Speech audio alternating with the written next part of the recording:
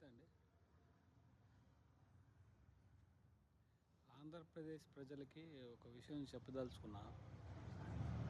ఇప్పుడు మీరు చూస్తున్నారు కదా, ప్రతి ఒక్క విషయం దావోస్కి చంద్రబాబు నాయుడు గారు, లోకేష్ గారు అందరూ కలిసి వెళ్ళారు.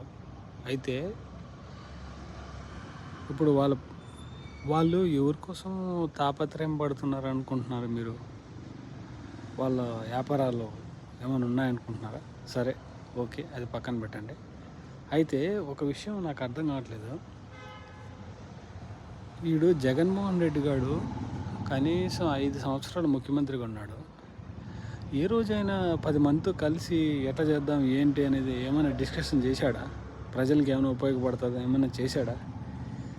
వాడు ఒక పెద్ద లోఫరు. అలాంటి వాని గురించి ఇవన్నీ ఏదో మాట్లాడుతుంటే నాకైతే షాక్ అయిపోతున్నాను నేను. అసలు అనవసరం అండి. ప్లీజ్, నేను అనేది ఒకటే, వాడు కలుపు మొక్క తీసి పారేసాం ఓటు ద్వారా మనం. అలాంటప్పుడు మనం ఆలోచించేది ఏంటంటే, ఇప్పుడు జరగబోయేది మన పిల్లలు మనము సుఖంగా ఉంటామా, మంచిగా ఉంటామా లేదా, అది ఆలోచించుకోవాలి. నేను ఒకటైతే చెప్పదలుచుకున్నా, నా ఛానల్ ద్వారా ఒక్కటే చెప్పదలుచుకున్నా, ఫ్యూచర్లో ఇలాంటి నాయకులు ఖచ్చితంగా మన ఆంధ్రప్రదేశ్కి అవసరం ఎంతైనా ఉంది. చంద్రబాబు నాయుడు గారు కానివ్వండి, లోకేష్ గారు కానివ్వండి, మన పవన్ అన్న కానివ్వండి, ప్రతి ఒక్కరు అవసరం. ఎందుకంటే స్వార్థం లేని మనుషులు.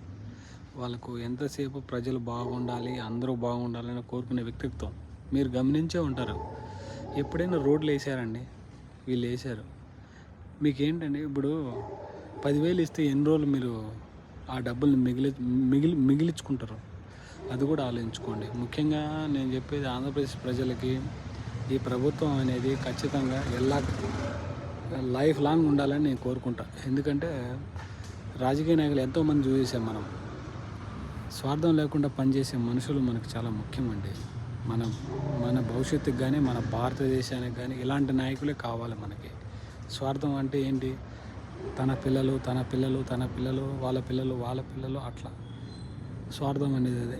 నేను ఈ 5 ఏళ్ళు ఉంటే నేను 5 లక్షల కోట్లు సంపాదిస్తే నేను అది ఎస్టాబ్లిష్ చేసి పోవాలి అనే క్యారెక్టర్ ఉన్న వ్యక్తే ఈ జగన్మోహన్ రెడ్డి. నేను చేసే పని వాళ్ళ పిల్లలు చెప్పుకోవాలన్న ఉద్దేశం ఉన్న వ్యక్తే ఇప్పుడున్న ప్రభుత్వం. అది ఆలోచించుకోండి. ముఖ్యంగా నేను చెప్పేది ఒక్కటే, మన ఆంధ్రప్రదేశ్ ప్రజలకి జాగ్రత్తగా ఉండండి. మళ్ళీ మనమే 10 సంవత్సరాలు కొట్టాలి. జై హింద్. Thank you.